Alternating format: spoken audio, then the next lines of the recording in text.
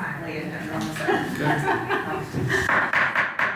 The meeting is now in session. Let's stand for the pledge of allegiance. I pledge Allegiance to the flag of the United States of America and to the republic for which it stands, one nation, under God, indivisible, with liberty and justice for all. Alright, first item on our agenda is going to be our annual tax budget. And Greg, I'm turning to you for this. Thank you, Mayor. Annually, the village is required to provide a tax budget to the county auditor. It's important to note that this is a tax budget and not necessarily a financial budget. The way that we come up with this is we do it halfway through the year. We look at our expenditures and revenues from the first half of the year to try to make a forecast for the second half and then also for the following year for appropriations. If you look in the packet, you will see that we've got everything from the first half and then what we project for the remainder and potential projections for next year. Again, the importance of this is for the appropriations and also to keep collecting taxes at the current rate for our revenues. So we need a motion to open the tax budget hearing, is that right? So according to Joe, in order to move forward with this, we have to have a motion to open the tax budget hearing, correct? Yes, and I just think I have to vote on it.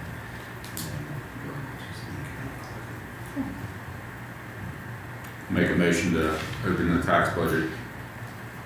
Councilmember Bakke has properly made a motion. Is there a second? I'll second. Seconded by Councilmember Jones. Sarah, roll call. Councilmember Mays, Yes. Councilmember Ring, Yes. Councilmember Bakke, Yes. Councilmember Pringle, Yes. Councilmember Jones. Yes. Motion passes. Is there any discussion?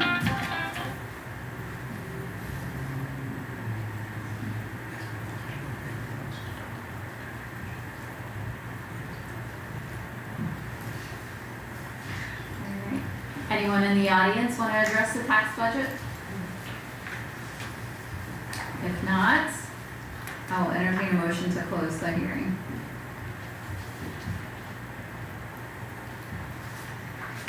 Make a motion to close the hearing. Councilmember Bakke has made the motion. Is there a second? I'll second. Seconded by Councilmember Mays. Sarah, roll call. Councilmember Jones, Yes. Councilmember Pringle, Yes. Councilmember Bakke, Yes. Councilmember Ring, Yes. Councilmember Mays. Yes. Motion passes, thank you. All right, guys, we are back to our agenda. All right, and here, we need to do roll call when you're ready. Councilmember Mays, Yes. Councilmember Ring, Here. Councilmember Bakke, Here. Councilmember Pringle, Here. Councilmember Jones, Here. Councilmember Jones. All right, we are missing Councilmember Campbell tonight. He did make contact with me prior to the meeting. He was pulled in on a job late and was unable to leave, so he will not be here tonight. If someone is willing to make a motion to excuse him, I will certainly entertain that. If I'll not, make that motion. we will move on. All right, Mike has properly made the motion. Is there a second? Second. Seconded by Councilmember Ring. Sarah, roll call. Councilmember Pringle, Yes. Councilmember Bakke, Yes. Councilmember Jones, Yes. Councilmember Mays, Yes. Councilmember Ring. Yes. All right, motion passes and Councilmember Campbell is excused. All right, next up on the agenda, we have a presentation from Kelly Foss, who is in the audience with us. And I know Kelly, you've been trying to get on our agenda for a couple months now, so we're happy to have you. Well, thank you. Thank you for having me, and I didn't know it was a presentation. That makes it sound so official. But no, I'm here for Congressman David Taylor. We're 7 months into this already. It seems like January 3rd was yesterday, but the miles on my car says otherwise. But I wanted to let you know that he has been assigned to Transportation Infrastructure Committee and Agriculture. So those are his specialties right now. But my office is in Union Township, but my counties are Brown, Highland, and Fayette. And so you most of the time will find me in those counties, especially Brown. I live in Brown. But our office, we do a lot of casework. So if anyone is having an issue with any federal agency, whether it be IRS, immigration, Social Security, Medicare, we can help. Send them our way, and I gave all of you a card, so do not hesitate to reach out, and we'll hook them up with the right agency and how we can help. So we have internships available in our office for high school students. So if you have anyone at the schools who are interested in learning politics the hard way, again, contact us and we'll be glad to educate them. And if anybody wants to go into the military academy, Congressman Taylor would be glad to write a letter of recommendation. If anyone is going to Washington, D.C. and would like a tour of the White House or Capitol, we would be glad to get them special tickets. So our office has a lot of different, avenues. I'm sure you all knew Brad Winstrip, and Brad was great. Dave is carrying on the tradition. One other thing, if there's something really special in the community that you would like to recognize someone, we can present them with a flag that is flown over the Capitol. So keep that in mind for someone who's retiring or has really contributed in a positive way. Another thing we have are community project funding. So we hit the ground running in January, and immediately we had community project funding funds available. And I let Sean know that those funds were available. I think I let you know. So we had 77 applicants, one from Brown County, and that would be a new water tower in Wallsburg to replace the two that are currently there. We don't know if we have those funds yet. Everybody, fingers crossed, toes crossed, whatever it takes. But we should hear something by mid-August. So that's really all I have. Again, if there is anything that comes up that I can help with, please give me a call. But otherwise, it's so great to see this council together, and it's come a long way. So thank you so much. Thank you. We appreciate you. Yeah. All right. So we will go into our public comment, and I will start right here in the front with Jan. Jan, do you have anything for the group tonight? No, I just actually came to listen, but I can't hear anything. What happened to your mics? The mics. The mics are meant for the audience at home. Like, they don't promote the sound inside of the room, unfortunately. The acoustics in here are terrible. You can't hear anything. I'm so sorry. So sorry. All right. Delbert, anything for the group tonight? Hi, I'm good tonight. Good? If you might, that'd Yes. be great. Thank you so much.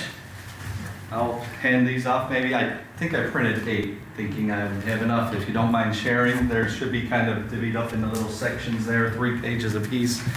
Thank you so much for your time. Hello, everyone. Council, appreciate being here. My name's Pete Schwigerot. I'm with Pivotal Housing Partners. We're a developer of housing. We develop a lot of senior independent living and a lot of workforce housing. Our goal is to provide high quality housing options at reasonable levels and raise the bar on what housing and new housing opportunities are in communities. We've got around 10,000 units in about 11 states. I only mention that because it does speak to our experience and capacity. We've been doing it for 30 years. But a more important feature about Pivotal is we own them long-term and manage them long-term. Very first one we developed is in Lawrenceburg, Indiana, 1993. We still own it, we still manage it. In fact, just around 8 years ago, committed another $11 million investment to that property so that it is brought up to today's standards. So we do hope to be a member of your community long-term. We have partnered in the past on senior housing development up in Mount Orr with Adams Brown Community Action Agency. We do hope that they will be a partner in this project as well. They provide wonderful programs and services that are beneficial to families and seniors in the community. We recognized during that process that Georgetown really has not had new development in quite some time. New housing opportunities, multifamily rental opportunities, and we think that there's a need there. There's a lot of jobs and there's not a match from the housing perspective to the job opportunities in the region. So we think that there's need for anywhere from around 70 to 100 units of high-quality multifamily. What we would build would be a mix of 1, 2, and 3-bedroom units. What you're seeing here is a borrowed concept of our typical 3-story building. It will potentially look very similar to that, but at the same time, we're open to discussion on what product best fits the community. So in theory, we would have a series of these buildings that would have a mix of 1 and 2, 3-bedroom units in it. And then in addition to that, we would have a series of cottage homes, ranch-style homes, around the perimeter of that would offer 1 and 2-bedroom units that would be attractive to all, but also might be an opportunity for a senior as well. So we're trying to develop this in a way where we can accommodate anyone from a single young professional to a family of 3 or 4 and upwards of an age of 55 plus. We are going to be going to your Board of Zoning Appeals next Tuesday. We wouldn't come in front of you officially before we would start this development, and so we wanted to at least come introduce ourselves, make sure you had an opportunity to ask questions, and also just to make sure everybody's informed. So we will be there. That we're requesting a conditional use permit that would permit for this development on 9 acres. I'm sorry my maps are early. They're going to be better by the time I get to the meeting, the official meeting Tuesday, but this development is basically right across the street from the IGA. We're going to be building a new road into the development, and we're going to be 9 to 10 acres about midway back that parcel. The whole goal is we didn't want to use the frontage. The frontage is going to be a great opportunity for new commercial opportunities at some point. And we think that as we bring this new housing, that's going to attract new commercial and other types of development to the area as well. We've seen that in some of our other developments. With that, if we do build around 90 units, we're talking about a $27 million investment. And that speaks to the quality of these units. They're going to be green in design. They're going to be built to the National Green Building Standard. They're going to be 100% accessible, visitable. For residents who have accessibility needs. We're going to be doing double the 504, which is the true ADA units. We're going to be doing double, and then every one of our units is adaptable, meaning if it's not an ADA unit, we can actually take the bottoms out of the cabinets and make everything a roll under so that we can accommodate families of all sizes and needs with this development. We have done a market study. The market study is telling us there's need and room for around 70 to 80 units in the community. And we are aware of other developments that might be coming forward as well. And ultimately, we hope we are the one that's more desirable. We think we got great proximity to amenities. We're walkable to services. We're going to have local partners involved that are going to receive fees and revenue from this development to help benefit your other local partners and service providers in the community. But ultimately, we are concerned about potentially 2, because if 2 got funded, financed, and built at the same time, it's going to be a little bit more than really the community can support at one time. And so we're hopeful that we'll get approval next Tuesday, and that would allow for this new investment to come to the community. And here to answer any questions you might have. I didn't talk about the amenities. In addition to the units, we're going to have a clubhouse. It's going to be a full-time on-site manager, a full-time service tech there, 40 hours a week. In addition to that, a community room. Clubhouse is going to have a community room, a fitness center, a business center, theater area.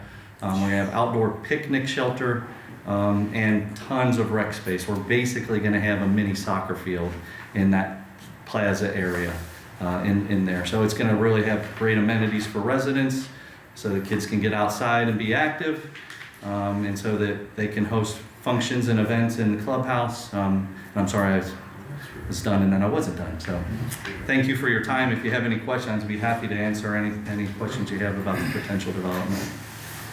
And Travis and I have had multiple conversations with Pete and his team, and have been working through a lot of these conversations with the interest in Georgetown. And Pete's been great to work with, and we appreciate the research, the effort, all the work that him and his company have put into this project. So it's exciting to have this. It's exciting.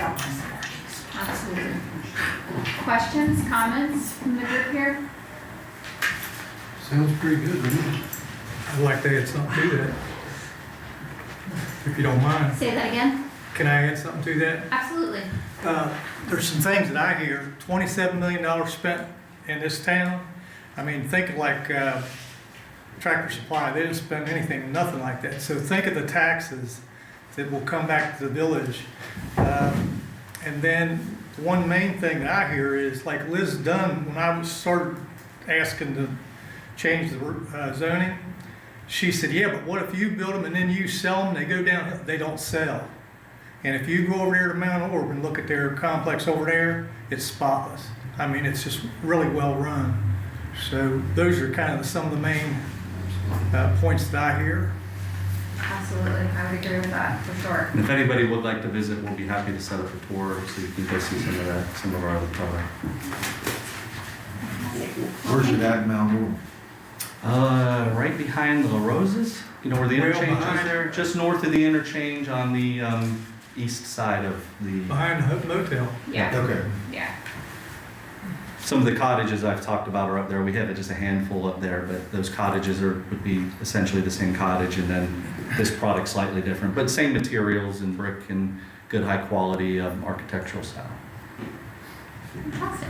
Well, thank you so much. Are they like patio homes, the single or similar to a patio home? Yeah, kind of. I mean, they're ranch style, single access point, direct access versus like a garden apartment where you have the corridor. And well, thanks so much. We certainly look forward to the opportunity, and staff has our contact info. If anybody has any follow up, we're happy to answer questions. Appreciate your time. Thank you. Thank And you. you're welcome to stick around. You're welcome if you've got to get back on the road. You won't hurt our feelings. So No problem. Thanks. thank you. All right. Next up, Ms. Thatcher. You have anything for the group tonight? I was just here supporting Pivotal. Sounds good. Thank you. Mike Warren. Anything for the group tonight? Yep. I got two things. One, good news, bad news. We cleaned up some rocks at the park. Bad news, we still got more to go. And show and tell. This worked last time, so I'll do it this time. People are perhaps not aware that in the undeveloped part of the park, there is a lot of glass debris. And it's pretty obviously from dumping from the 40s, 50s, and 60s. And you can look at it as a problem or an opportunity. And I see an opportunity because the environmental company I used to work for gave away training to drum up business. And Clean Harbors still does that kind of thing. And so if it has to be cleaned up, then you could get a big group of people to come and provide training on a lot of topics that are good for the community, and provide training that will get some people a start in a new career in environmental management, hazardous waste, or business in general. So anybody can do the classroom for OSHA 40, and it's an $800 a seat, 1 week class. Businesses don't like paying somebody a week to sit there in a chair, be bored, and eat up their coffee and per diem. So there are also all kinds of other trainings. There's incident command, there's incident communications, there's all kinds of different aspects of planning and cleanup. So essentially, if we played our cards right, we could get the thing cleaned up without having to spend a whole lot of money, because there's any number of practicals there in cleaning up the glass piles.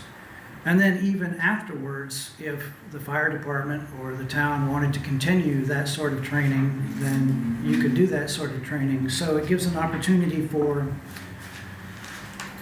the Rumpke to get involved and look good, clean harbors, the commissioners, the town. There can be a lot of positives out of what doesn't have to be a tragedy or an embarrassment.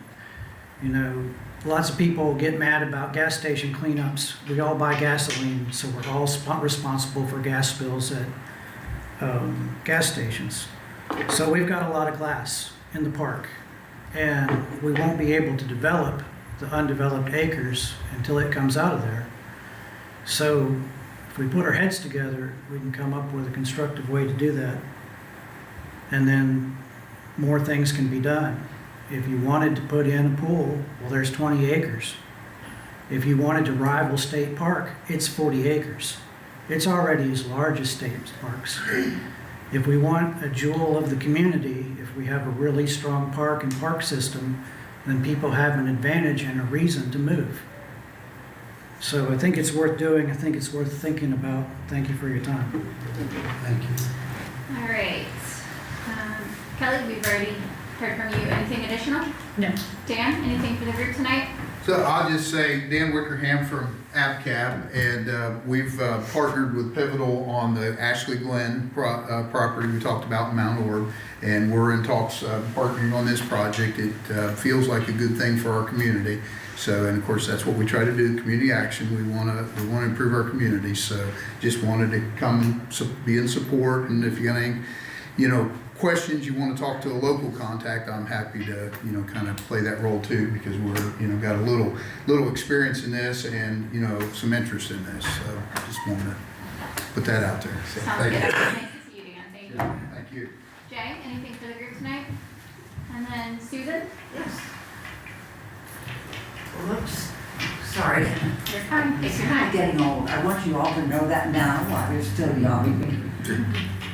Look forward for what's going to happen to you and plan for it, because it's not good. And perhaps some of you already know that. In any case, I'm Susan Bean.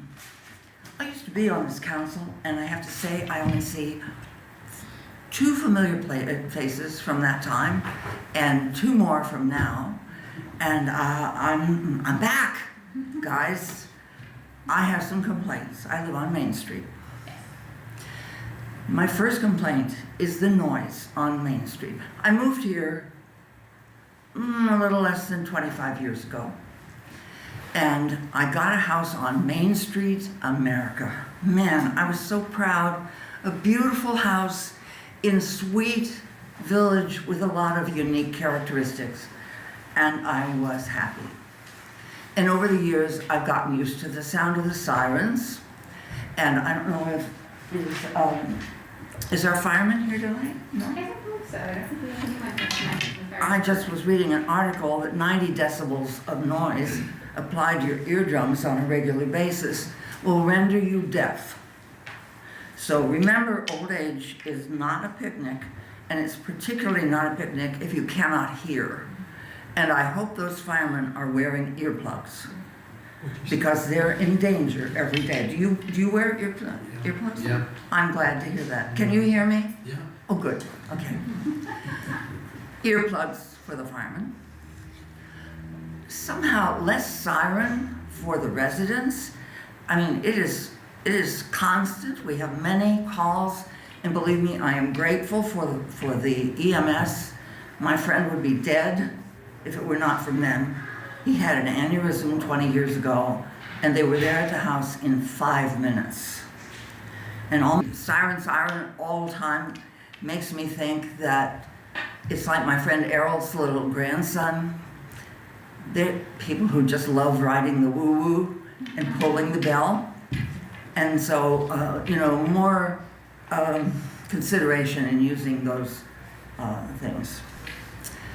I would like to request the documentation for the ordinances that were passed when I was a council member concerning 2-ton trucks. Does anybody know exactly what a 2-ton truck looks like? Can you tell me, some of you guys, what 2 tons, Mike? What would that be? That'd be bigger than my dually. It'd be bigger than your, My dually. what's your dory? Dually. My dually pickup truck, that would be larger than my dually. Oh, your dually. Yeah. Oh, you have a horse or something? You have to carry a, oh, that's right, a van, I remember, okay.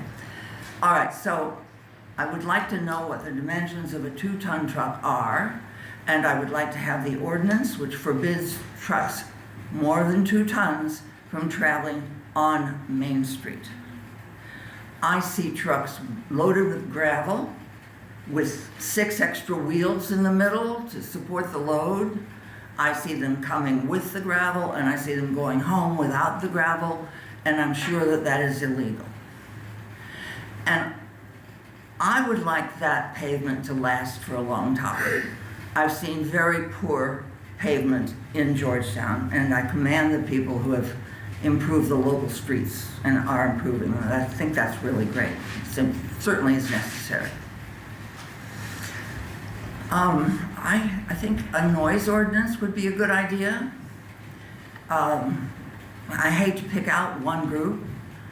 Actually love picking out this group. I made a really great joke about it, and I'm not going to tell any of you because you'll think I'm a bad person, but motorcycles. Motorcycles zoom up and down Main Street. They make as much noise as possible. Why somebody riding a motorcycle needs to listen to a radio or a tape turned up at top volume, I don't know, but that's what I hear all day long. And I think there should be a noise ordinance. I know there was one that concerned things like playing your record player after 11 at night, having more than 3 dogs, barking at people, things like that. There is an ordinance. At the moment, I don't have my list, so I can't think of the other 3 things I was going to ask, but I plan to be here on a frequent basis and to ask you what's happening to the requests that I've made. Because Georgetown, when I first moved here, I came from a village in New York called Rhinebeck, and I would like you all to look it up. The least money you can use to buy a house in Rhinebeck at this time is $600,000. It's a quiet little village on the Hudson River, near the Hudson River. And 20 more seconds. have you been there? 20 more seconds. Yes, we gotta wrap it up. Does this question, what happens to me if I go over 20 seconds? We're gonna kindly ask you to sit down because that's our You rule. wouldn't shoot me or anything, right? I apologize. What was the question? You wouldn't shoot me. I don't know that. No, that question Sorry. doesn't count in my seconds, does it? In any case, Rhinebeck started as a crummy little town and ended up as a destination, and I thought Georgetown could be the same. There's a lot of prominence still here, and I hope it improves. And I thank you for the extra seconds. Thank you. And Joe took note of your request for the ordinance, so we'll take care of it. Oh, thank you. Okay, good. You can sit here and be a philosopher. Thank you. My 2 kids. My 2 kids bottle keys. Mr. Below, would you like to address council? Yes, I would.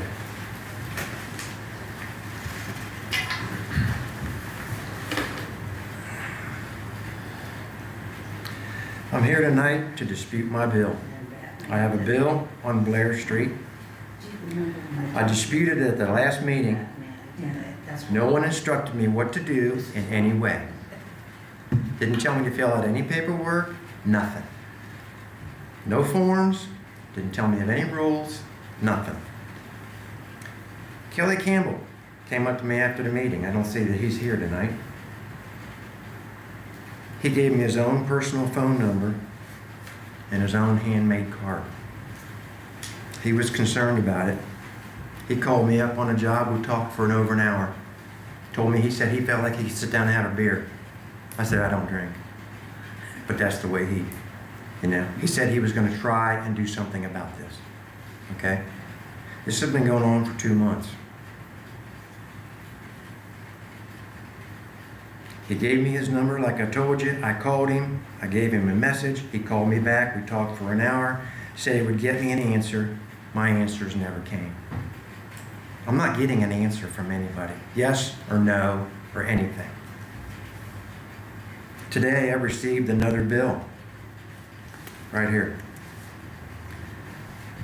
I called 2 or 3 weeks ago to have it deactivated. Well, for non-payment, they unhooked the whole house. There's no water, electric, trash, sewer, there's nothing. My other properties, when they're disconnected, there's no bills. They want another $73.30 for something I haven't even used. The house is dead. Okay? This bill says the total amount due with penalty.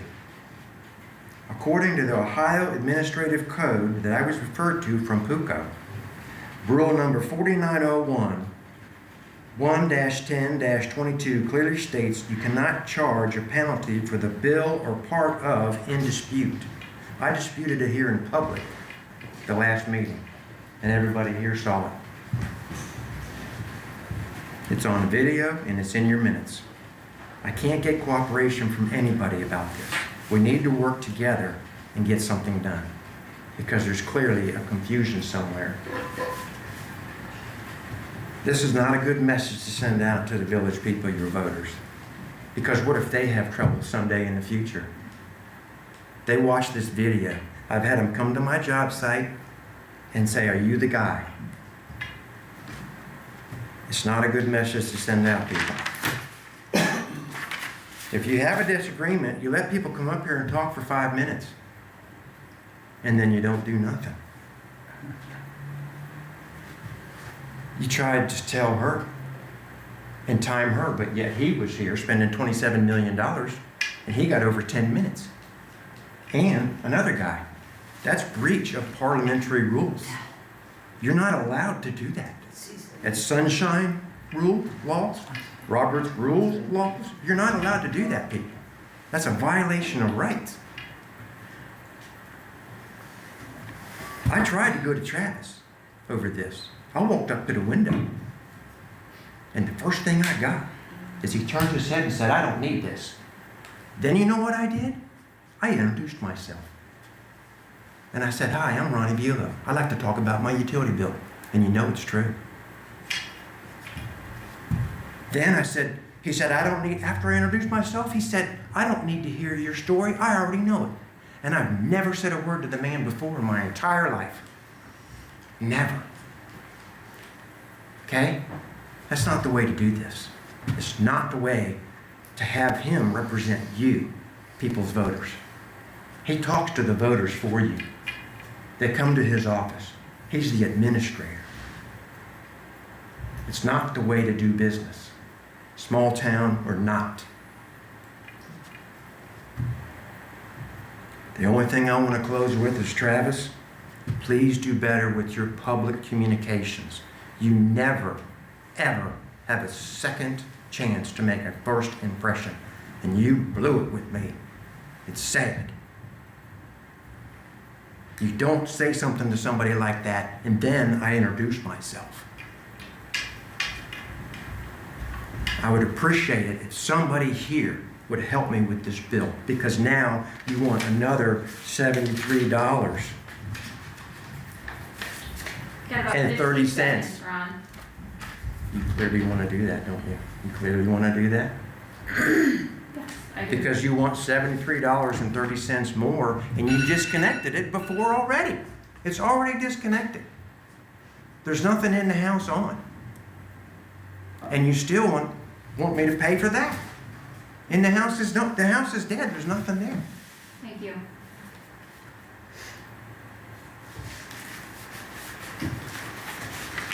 I think you guys need to learn how to run your little meetings here, because you don't time one person and cut somebody else off. Thank you, Ron. You can have a seat now.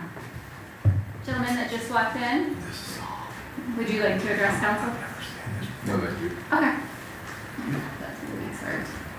All right, did I miss anyone in the room? Okay. Okay, guys, we're gonna move along, and we are on item 7, which we're gonna start into our department reports, and I'm gonna start with Travis on fire and EMS. Do you have anything for the group? Just for fire and EMS, I just want to point out that we do have legislation later this evening to amend appropriations. Part of that is for a used ambulance that we have located. And they have a hold on that, so once we get this approved, we'll finally be able to get another ambulance for service here in town. This is a good used ambulance, low mileage, low hours. Seems like it's perfect for us. We had appropriated $80,000 last year for the ambulance, and this one was found at $95,000. So we just need to appropriate that difference. So once we get that done, we'll be able to proceed with that purchase, pending review of it once we get a table. So that's it on fire and EMS. I don't have anything for police. Okay. Let's see, fire and EMS, police, utilities. So for utilities, so the guys all worked together, all the departments came together this week, took down most of the trees, about 95% of the trees around the walk path for the walk path widening project that's coming. So they've stacked a lot of the wood in behind the walk path, and they'll clean that out as time permits. But they got the trees down, ready to get the stump grinder in. We'll get stumps ground and be ready for that walk path widening project. Electric, they're down to one bad pole left to replace. They'll be also repairing some pole lighting at the elementary school. The elementary school uses the village for some of the pole lights, so we'll be working on that over the summer. And then they are continuing tree trimming and right-of-way mowing. Street department will be working on removing the old playground equipment, getting trees cleaned up and stumps ground from the aforementioned walk path tree removal.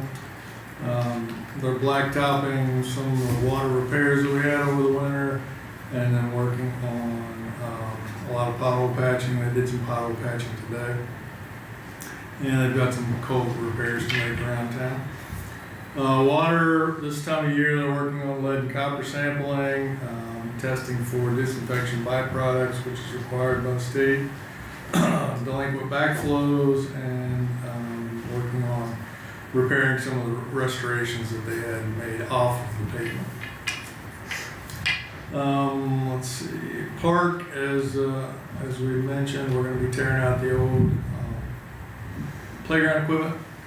Will soon be time for the next round of funding for the next phase of our playground equipment expansion. So hopefully next month we'll get that locked in for the toddler playground equipment. And I think that is it for now on the park. I think that's all I have for that.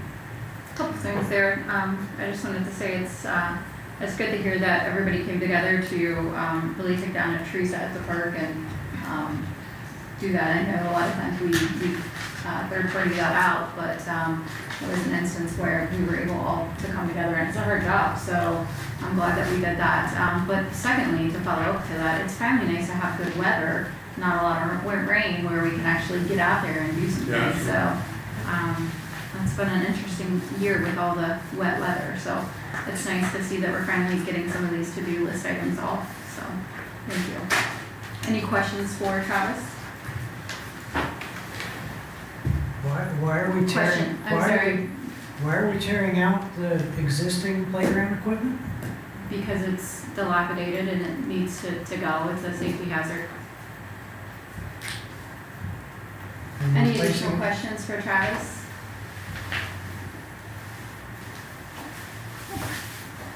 All right, we're moving along to general business, and item A, looks like we have an ordinance that we need to review. In the absence of Kelly from council tonight, Andy, I'm going to turn to you, and it's on page, actually the page isn't there, 80, 79, 80. We need to read that by title.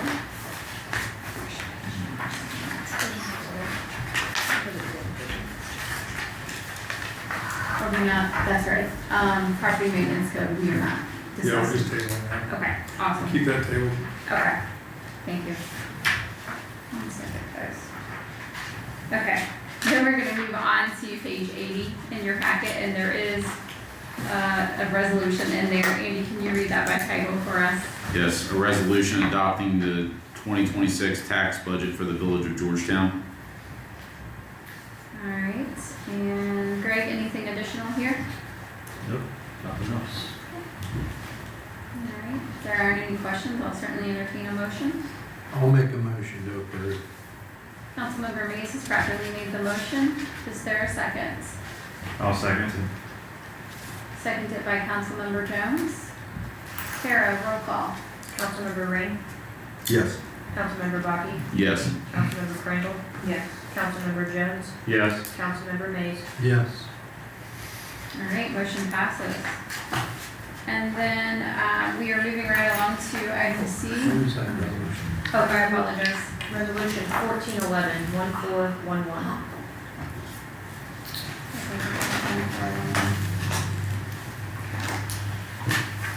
All right, next item on the agenda is the appointment of the zoning appeals vacancies. We have 2 of those that recently stemmed, and we need to get those filled. Obviously, we've got lots of things going on, so we will make sure that board is ready to go.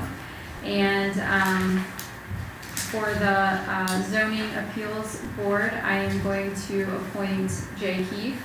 Jay and I had a conversation earlier in the week, and he's a prime candidate for that board. Certainly has value to add. And then as well, we just recently lost Miranda on council, but she's more than willing to serve on the zoning appeals board. So I'm going to appoint Miranda to that other vacancy as well. Do we need a motion for that? Separate or one together? That's who I would like to see on those boards. No, they're not. Perfect, so then we have, the board is full for that one and ready to go. So, all right, We do have a piece of legislation that we need to add to the agenda. thank you. I also have another appointment to do as well. Let's take a look at this, guys. First and foremost, Andy, can you read this by title? Yes. An ordinance making a supplemental appropriation for the Village of Georgetown, Brown County, Ohio, and declaring an emergency. Greg, can you define this for us? What are we looking to do here? Well, we've got a couple of things on here, for supplemental appropriation. First line, kind of go line by line on it, the police, they did receive some additional funding for training. It went into the general fund, so we need to move that to their line item. So that's what the first one is. The cemetery, under the other contractual services, what we'd initially budgeted for the mowing and trimming, we need to add additional funds to that to get us through the year. Zoning, we need to add some additional funding to that for operation supplies and materials as well. Council, with having vacancies and pulling new people in on the month when they vacate versus a new one, we actually have to pay both members, so we need to accommodate for that. Fire EMS operating supplies and materials, a lot of that is going towards the drugs for the squad runs and everything. And then repair and maintenance of motor vehicles, they do have a major repair on their ladder truck that is actually prohibiting it from being used right now. And then the motor vehicles, the additional 22,000, we go along with the 80 that we already appropriated to be able to purchase the squad. All right. Appreciate that, thank you. Are there any questions? On the cemetery, is that mowing or was it? The mowing and trimming, the contract that we have to help out with our staff there. We supplement, they don't do the full cemetery, we have to supplement it out. It's, unless we want to hire Buku employees, it's kind of, Right. but it's a touchy subject that we've dealt with for quite a few years, because we're paying somebody, yet do you want to add the staffing to do it? It's back and forth, but we, for the last 3 years, I think at least maybe 4, we've had a mowing company come in and help with part of it. Any additional questions? If not, I will entertain a motion. I'll make a motion to approve it. Second. Councilmember Mays has properly made the motion. Councilmember Green with the second. Tara, roll call please. Councilmember Bucky? Yes. Councilmember Pringle? Yes. Councilmember Jones? Yes. Councilmember Mays? Yes. Councilmember Ring? Yes. All right, motion passes. Ordinance number 1397, 1397. And then we have one more appointment. We have the CIC board that is missing two people from the board. Both of those people, one is the mayor, and the second one is the mayor with Dale leaving as mayor. And then the second appointment that is missing is a council member representation on that board. So I, of course, would be the mayor representation for the CIC. And then I talked with Andy Bakke, and Andy's more than willing to step in and take the council member role for the CIC board. So those would be my two appointments to that board. Do we need a motion for that, Joe? Yes. Is it one motion for both or separate?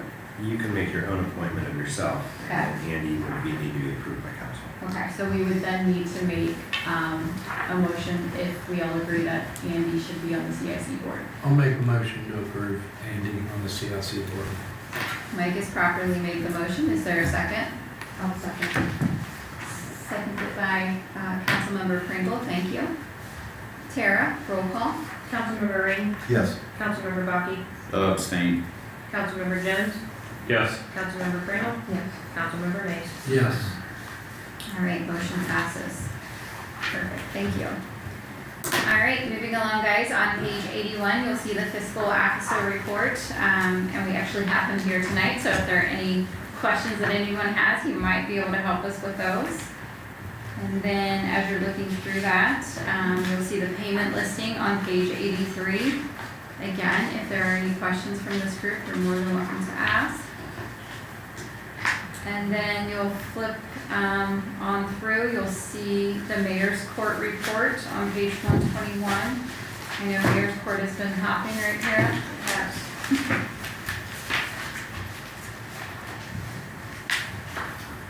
And then on page 123, you'll see your zoning report from Mike Click. So take a look at that as well. And if there are any questions, we'll certainly have to take time to entertain those.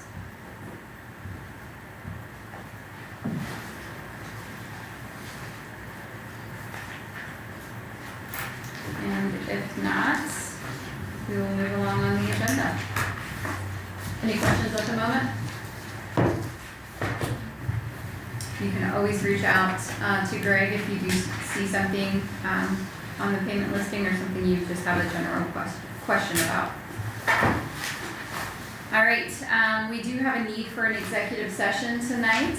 If you wanted, we could wait, say that until just before adjournment, since there'll be no action needed after. Okay, I like that idea. All right, so then we'll just move along to roundtable, and I'm going to start to my left and start with Mr. Jones.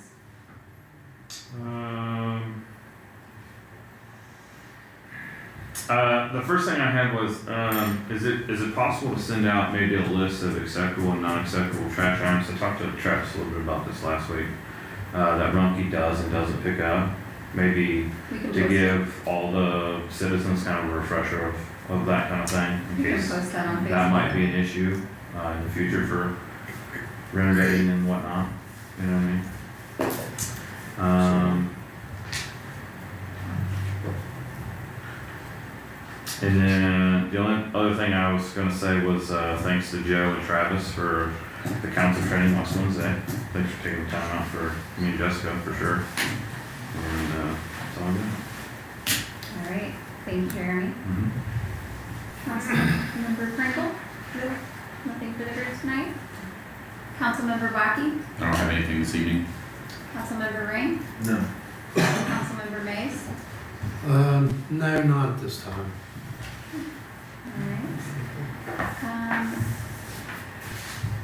All right, if that's, I apologize, solicitor first. I'm good. And then Travis? Yeah, just a couple more things. It's come to my attention that our street specifications ordinance is from the 80s, and it specifies some items that are no longer readily available. They're special orders, so I'd like to work on that with the solicitor on updating that, and we'll have that for a future meeting. And then a couple other things on the new playground equipment.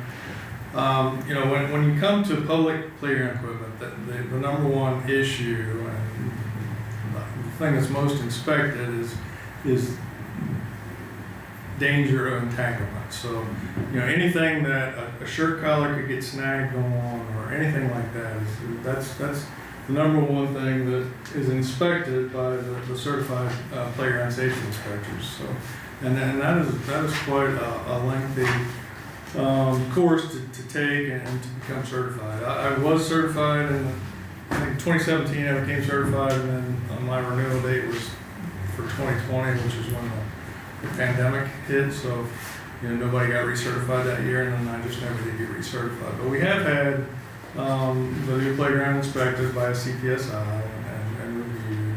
And I have spoken to our installers who are certified playground safety inspectors regarding the handholds for the climbing wall. And, you know, it's been stated that those are upside down.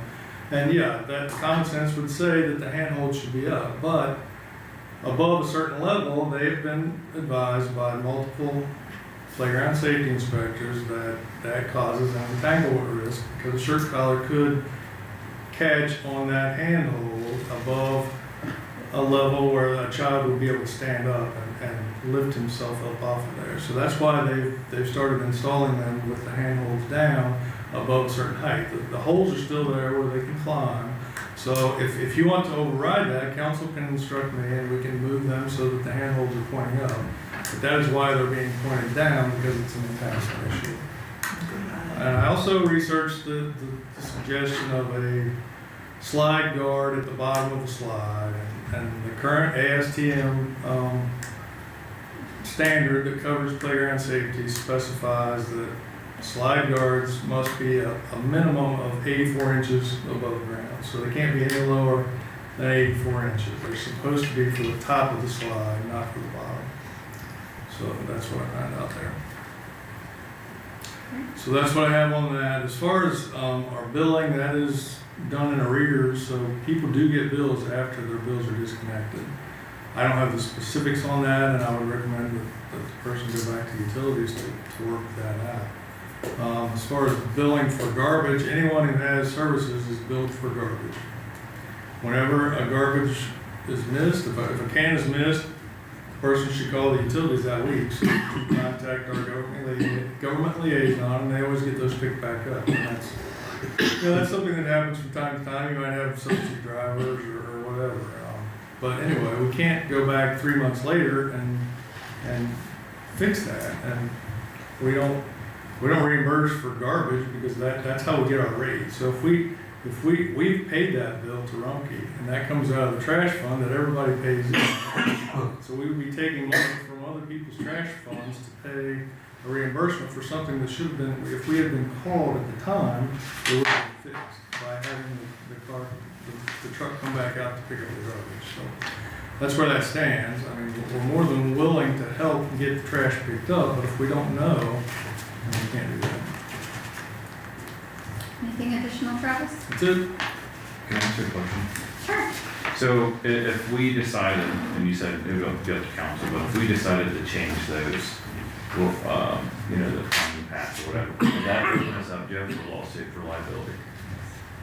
Well, if they're being recommended by the safety inspectors, don't they have to pass safety inspection? They do. And it's not ours, but the installation company has said so many calls to come back out and point them down because other safety inspectors have found it. Now, it's a good question, because if they were rotated back up, I don't think that would be contrary to the specifications of the manufacturer. But these things change as safety issues are found, so I would be concerned to do that. Would we be liable? I'm not sure. Yeah, we have recreational immunity generically, which means if someone's using our park and they get hurt, we don't have any liability. As long as there isn't very few exceptions. But what I will say is, you know, I could work with Travis to see if that's the will of council and they want to explore possibly changing that. Yeah, we can look to make sure it's not contrary to any recommendation, whether they be the inspectors, the manufacturer, or any state regulation. Yeah, we could look at that. I was just curious to see, you know what I mean? Yeah. I think that would put people's minds at ease, whether it be even parents letting their kids go off, why are these wrong or whatever. If we, I don't know, if we figured out and said, hey, this is actually the safest way, this is why we need to continue to do it, and then we could then put it out there that this is what it's based on. I don't And I know. think that's what Travis was trying to, Yeah. I think we don't want to put ourselves liable. Yeah, right. Go against what Yeah. we're. Yeah, and this changes every year. I mean, the standard changes every year, so as things are discovered, or maybe someone was injured somewhere, and so they change the rules on that. I think what we can commit to is if we find out that that recommendation changes, we'll advise council. How about that? Awesome. Thank you. Any additional questions? All right, we will go back to our agenda on the executive session. So we do have a need for an executive session, and we just need the language read. Make a motion to enter into executive session pursuant to Ohio Revised Code, section 121.22 G2, to consider the sale of property. All right, Councilmember Baki has properly made the motion. Is there a second? Second. Seconded by Councilmember Green. Tara, roll call. Councilmember Freeman. Yes. Councilmember Jones. Yes. Councilmember Mays. Yes. Councilmember Ring. Yes. Councilmember Bobby. Yes. All right, motion passes. It's 6:56. We're going to go into executive session. We have no further business on our agenda, and we don't expect anything to come from this. So you guys are welcome to stay, or you're welcome to make your exits. We're going to go next door, so. You want me to stay for, you want me to stay for executive session, you said? I guess we can. You didn't hear